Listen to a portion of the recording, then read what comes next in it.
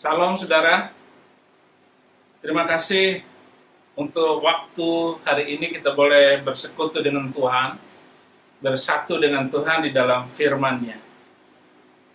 Tema yang saya ambil sekarang, apa yang dikatakan Alkitab tentang manusia.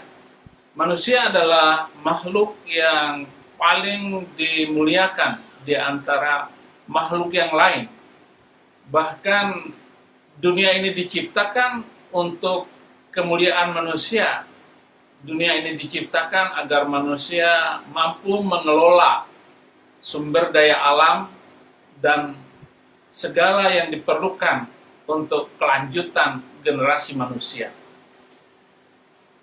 Emas permata tidak berharga tanpa manusia, dan nilai apapun yang dimiliki oleh benda ciptaan Tuhan yang lain tidak ada nilainya tanpa manusia. Oleh karena itu, apa yang dikatakan oleh Alkitab, saya mengambil dari Roma 7 ayat 1 sampai 18. Tetapi tidak kita baca lengkap. Saya hanya mengambil beberapa poin bahwa di pasal 7 ini Rasul Paulus membagi manusia menjadi 3. Yang pertama adalah manusia biasa, kemudian manusia badania, yang ketiga adalah manusia rohani. 3 hal inilah yang mau saya tekankan, betapa hebatnya Alkitab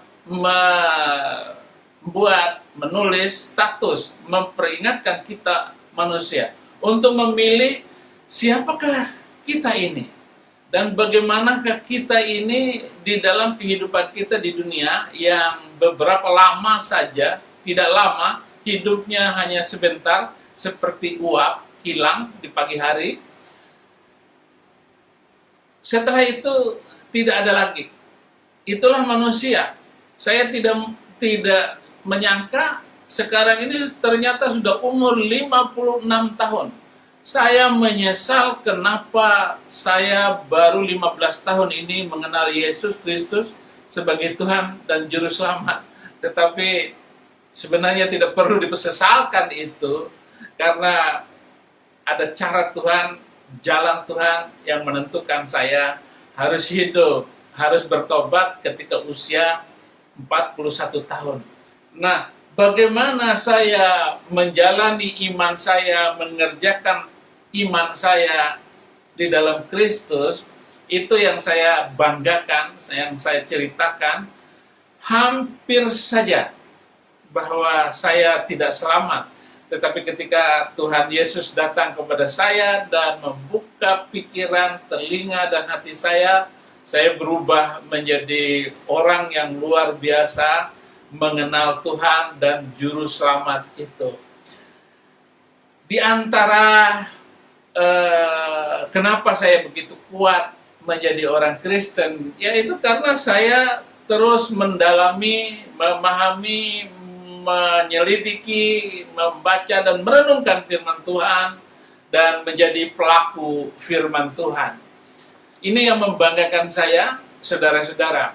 Kita mulai membahasnya bahwa di Roma pasal 7 ini, bagaimana Rasul Paulus menggambarkan manusia di dalam status.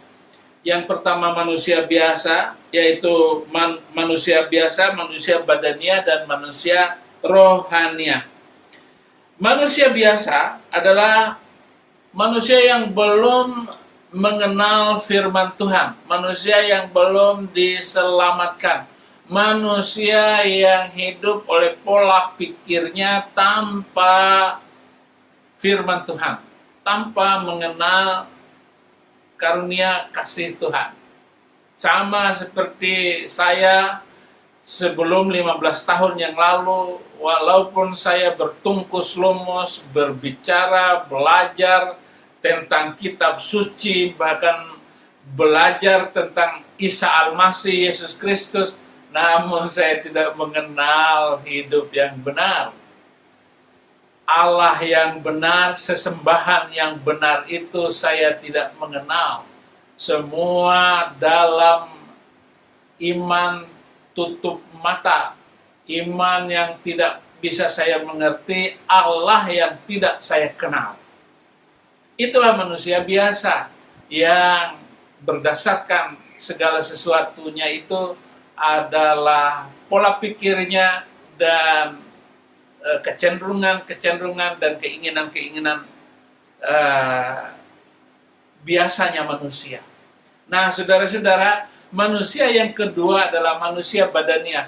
Manusia badania adalah manusia yang sudah diselamatkan, tetapi masih bergumul, bergelimang, menyatu, bahkan bersama dengan dosa itu sendiri, dan dia belum keluar dari kehidupan yang lama kepada hidup yang baru. Dia belum dibaharui, dia belum hidup menjadi manusia yang baru, sudah dibaptis, sudah di gereja, tetapi dia masih campur aduk pemikiran-pemikirannya dan apa yang ia lakukannya itu belum menunjukkan sebagai orang yang bertobat. Maka di Roma 6 ayat 1 dan 2, jika demikian apakah yang hendak kita katakan? Bolehkah kita bertekun dalam dosa supaya semakin bertambah kasih karunia itu?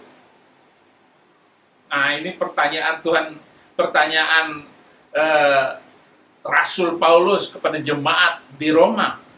Sekali-kali tidak, bukankah kita telah mati bagi dosa? Bagaimanakah kita masih dapat hidup di dalamnya?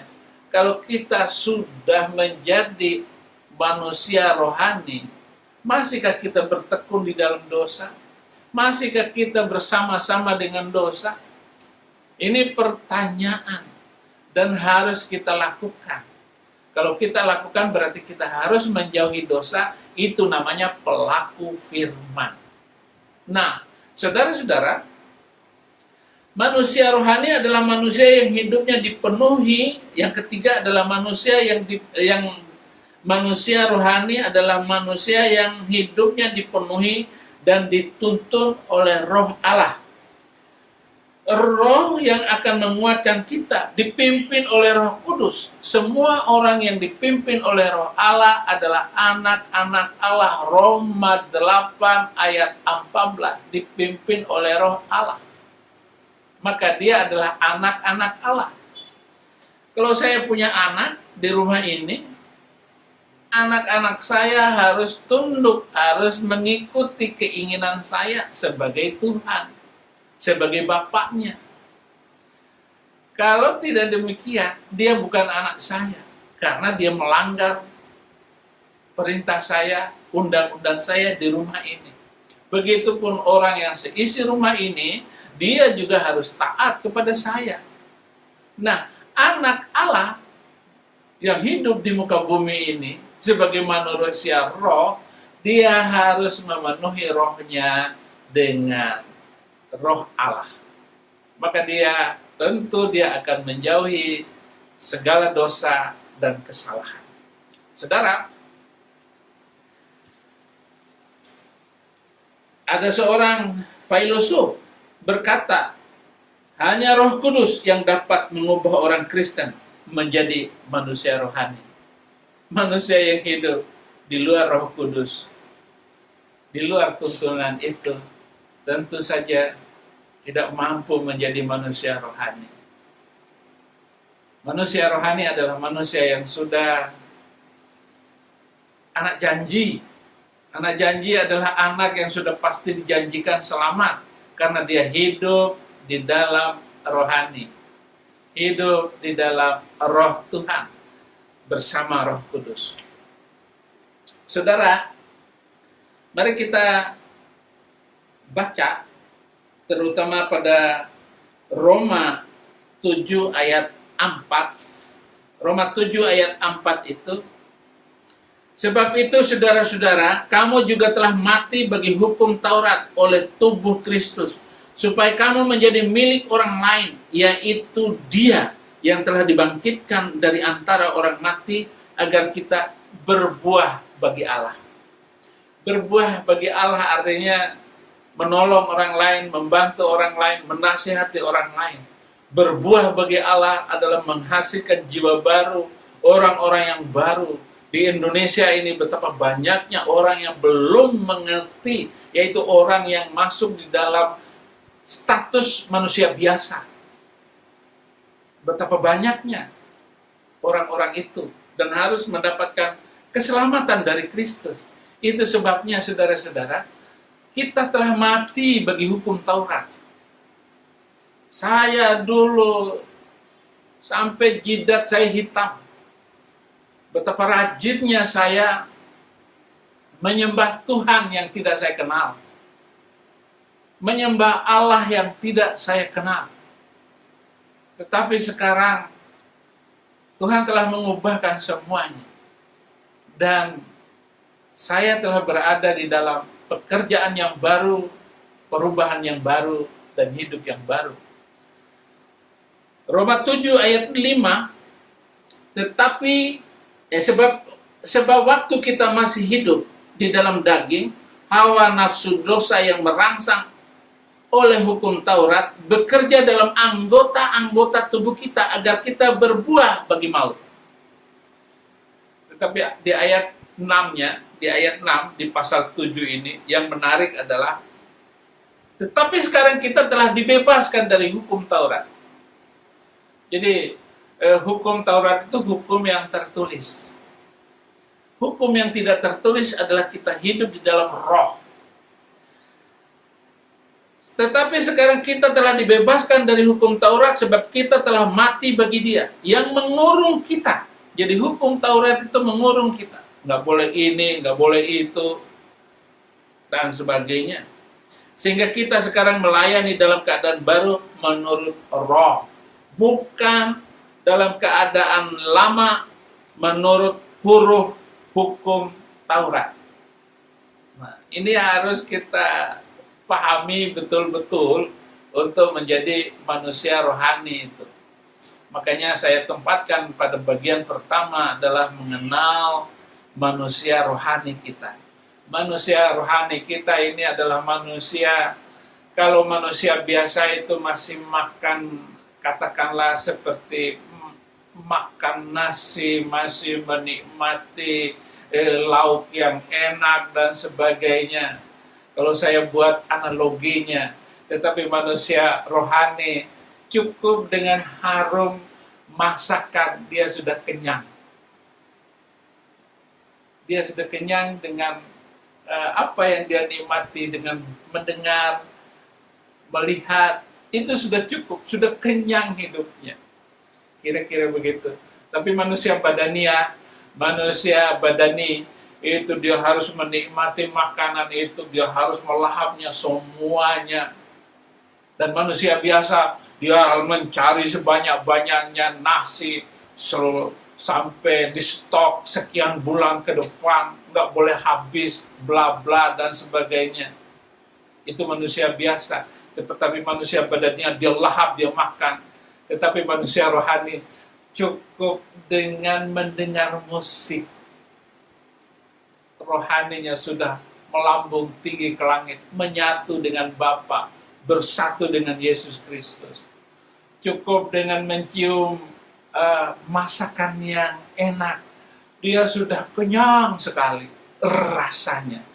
Kira-kira begitu perumpamaannya untuk masuk di dalam pengertian rohani itu, saudara-saudara. Manusia rohani adalah manusia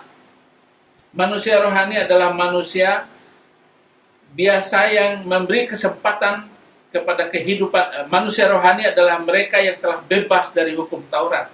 Tidak ada seorang pun yang dapat memenuhi 10 hukum Taurat itu. Sesudah Yesus menjadi dosa ganti kita, supaya kita mendapat kebenaran di dalam Allah. Karena dia mati di atas kayu salib, kita telah digantikan. Mestinya kita yang mati di atas kayu salib, tetapi oleh Yesus kita ditebus, supaya terbuka seluruh wawasan keimanan rohani kita, terbuka mata batin kita, terbuka telinga rohani kita, terbuka pikiran rohani kita dan hati kita. Nah, itulah yang disebut dengan manusia rohani. Kalau dalam satu kesempatan, kalau dilihat orang Kristen itu 3. Satu, manusia urusan bawah perut, rebut laki, rebut perempuan, memenuhi segala hawa nafsunya, dan menyenangkan segala keinginan seksualnya. Itu manusia bawah perut. Ada manusia urusan perut, pokoknya makan, hubungan, relasi, bagaimana supaya dia hidup oleh urusan perutnya. Tetapi Kristen bukan urusan perut, urusan menyembah dalam roh dan kebenaran. Di atas perut. Gitu. Jadi dia tidak memikirkan lagi hal-hal yang duniawi, hal-hal yang jauh daripada itu, yang menjauhkan dia dari hadirat Tuhan. Bukan berarti, kalau begitu nggak perlu dong. Oh, perlu. Semuanya masih diperlukan karena kita masih bernyawa. Tetapi prioritas kita, prioritas hidup ini adalah menyembah dalam roh dan kebenaran, yaitu hati kita mengenal kebenaran firman Tuhan dan otak kita mengerti bahwa apa yang kita lakukan ini adalah sudah sesuai dengan apa yang diinginkan oleh Tuhan, yaitu buku manual ini, buku manual kehidupan manusia, yaitu firman Tuhan, Alkitab. Itu manusia rohani kita. Menyembah dalam roh dan kebenaran. Kemudian saudara-saudara, yang kedua, manusia biasa. Roma 7 ayat 7 sampai ayat 13. Jika demikian, apakah yang hendak kita katakan? Apakah hukum Taurat itu dosa? Sekali-kali tidak. Sebaliknya, justru oleh hukum Taurat aku telah mengenal dosa. Karena aku juga tidak tahu apa itu keinginan. Kalau hukum Taurat tidak mengatakan jangan mengingini. Jadi sebelum hukum Taurat ngomong jangan membunuh, kita nggak tahu. Justru hukum Taurat ini kita mengenal dosa. Nah, kita harus menghindar dari itu. Sebagai manusia biasa, yang sering membunuh, senang mengganggu, di luar undang-undang itu, maka kata Paulus, aku bisa mengenal dosa karena ada hukum Taurat. Sementara orang rohani, kita sudah dibebaskan dari undang-undang itu. Kita sudah di luar itu. Orang biasa, orang badania itu tahu itu karena dia belajar dan membaca firman. Tetapi di atas level itu kita adalah manusia rohani. Demikian, tetapi di dalam perintah dosa mendapat kesempatan untuk membangkitkan di dalam diriku rupa-rupa keinginan, sebab tanpa hukum Taurat dosa mati. Dahulu aku hidup tanpa hukum Taurat, akan tetapi sesudah datang perintah itu, dosa mulai hidup. Sebaliknya aku mati, dan perintah yang seharusnya membawa kepada hidup, ternyata bagiku justru membawa kepada kematian. Nah, saudara-saudara, jangan main-main dengan dosa. Oleh karena itu, sebagai manusia biasa ini, harus segera diinjili, harus segera dibawa kepada Tuhan, supaya mereka mengenal Tuhan. Saya setiap hari memenangkan jiwa. Kemarin ada seorang terima Yesus Kristus. Pokoknya saya terus melayani Tuhan. Besok saya ada 2 orang yang akan saya injili besok. Dan saya akan menemui mereka. Karena mereka manusia biasa, harus diperkenalkan dengan firman Tuhan supaya naik levelnya menjadi manusia rohani. Harus meninggalkan hal-hal itu. Dan tanpa kekhawatiran sedikit pun, saya tetap menjalankan dan memberitakan Injil itu.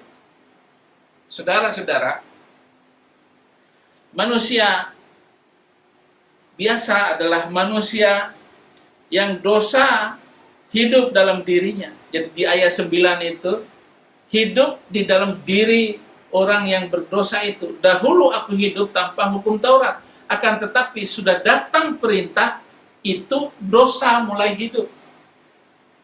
Mengenal dosa. Itu di ayat 9.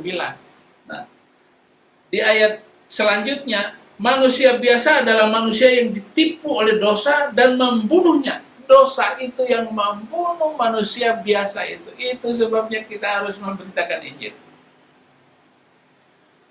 Kemudian manusia yang ketiga adalah manusia badaniah. Roma 7 ayat 14. Roma 7 ayat 14, saudara-saudara. Sebab kamu tahu bahwa hukum Taurat adalah rohani, tetapi aku bersifat daging, terjual di bawah kuasa dosa. Saudara-saudara, ini badan kita ini sudah terjual di bawah hukum dosa. Maka kalau kita mendekati dosa, dengan gampangnya dosa itu akan memulai menghinggapi kita. Dengan sentuh dengan wanita, pegang-pegangan, sudah melarutkan diri di dalam dosa itu. Jadi terjual katanya. Karena dekatnya tubuh rohani kita ini dengan dosa juga. Makanya dikatakan oleh Paulus dikatakan, sebab kita tahu bahwa hukum Taurat adalah rohani, tetapi aku bersifat daging, terjual di bawah kuasa dosa. Ayat 15. Sebab apa yang aku perbuat, aku tidak tahu, karena bukan apa yang aku kehendaki yang aku perbuat, tetapi apa yang aku benci, itulah yang aku perbuat. Nah, inilah kelakuan manusia badaniah. Manusia yang sudah membaca hukum Tuhan, tetapi kata Paulus, karena begitu kuatnya itu dosa, aku sendiri nggak tahu harus melakukan apa. Itu harus melakukan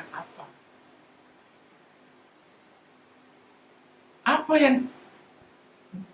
yang tidak boleh, itu yang aku lakukan.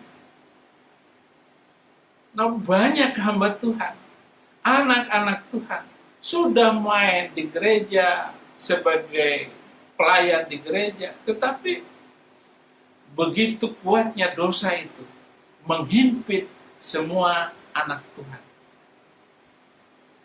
Luar biasa, saudara-saudara. Memang kita tidak bisa menjadi manusia sempurna. Di ayat yang lain yang dikatakan oleh Paulus, kita tidak mampu melaksanakan hukum Taurat itu dengan baik dan benar. Di ayat 15-nya ini, karena bukan apa yang aku kehendaki yang aku perbuat, tetapi apa yang aku benci, itulah yang aku perbuat. Jadi jika aku perbuat apa yang tidak aku kehendaki, aku menyetujui bahwa hukum Taurat itu baik. Ayat 17. Ayat 17-nya, saudara. Manusia badani adalah manusia yang dituntun oleh dosa, bukan oleh Roh Kudus. Kalau demikian, bukan aku lagi yang memperbuatnya, tetapi dosa yang ada di dalam aku. Ayat 18. Sebab aku tahu bahwa di dalam aku, yaitu di dalam aku sebagai manusia, tidak ada sesuatu yang baik. Sebab kehendak memang ada di dalam aku, tetapi bukan hal berbuat apa yang baik. Mari saudara-saudara, apa yang dijelaskan oleh Paulus mulai dari tentang manusia badani ini, nah kita harus mampu melawannya. Begitu kuatnya itu. Sama dengan saya ketika saya dipanggil oleh polisi. Tahun ketiga saya terima Yesus, saya sudah melihat suatu saat saya akan dipenjarakan. Berjalannya waktu, Desember 2017, saya ditangkap oleh polisi. Kira-kira apa yang saya rasakan waktu itu? Saya hanya berserah kepada Tuhan. karena saya sudah ditangkap oleh polisi, dan manusia rohani saya mulai naik. Inilah 10 tahun yang lalu yang pernah saya lihat bahwa suatu saat saya akan dipenjarakan. Lalu saya merasa beruntung karena saya ditangkap. Saya beruntung juga saya bisa dipenjarakan. Teman-teman saya yang datang jenguk saya di dalam penjara, semua menangiskan saya, terharu dan melihat saya dengan air mata, sedih, melihat bahwa seorang pejuang Kristus dipenjarakan. Tapi manusia rohani saya sudah saya pisahkan semuanya. Manusia rohani saya sudah perbaiki semuanya. Saya sudah belajar agar tidak sombong, agar tidak congkak.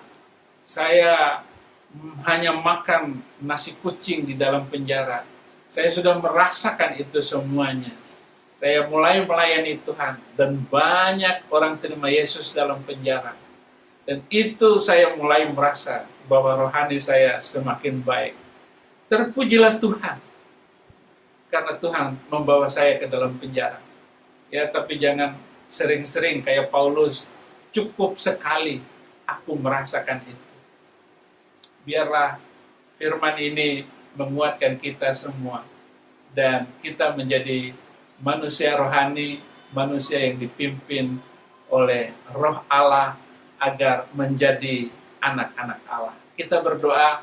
Bapa Surgawi, terima kasih untuk firman yang Engkau sampaikan kepada kami malam hari ini.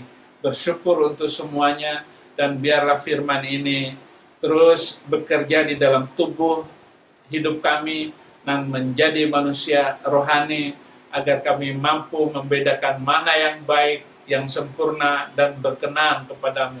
Terima kasih Bapak, biarlah jemaat yang mendengarkan ini, jemaat GKRI yang ada di seluruh Jakarta, bahkan seluruh Indonesia, boleh mempraktekkan, melakukan firman Tuhan ini, agar boleh menyebarkan dan menyampaikan lebih-lebih lagi, agar mereka memenangkan banyak jiwa Indonesia bagi Kristus. Kami percaya bahwa tatkala manusia rohani kami bekerja dengan luar biasa, banyak jiwa yang datang kepada Engkau, karena Engkau yang memanggilnya lewat kehidupan kami, karena kami terbuka adalah surat Kristus yang bisa dilihat oleh sesiapapun. Terima kasih Tuhan, terima kasih. Hanya dalam nama Yesus berdoa, haleluya, amin.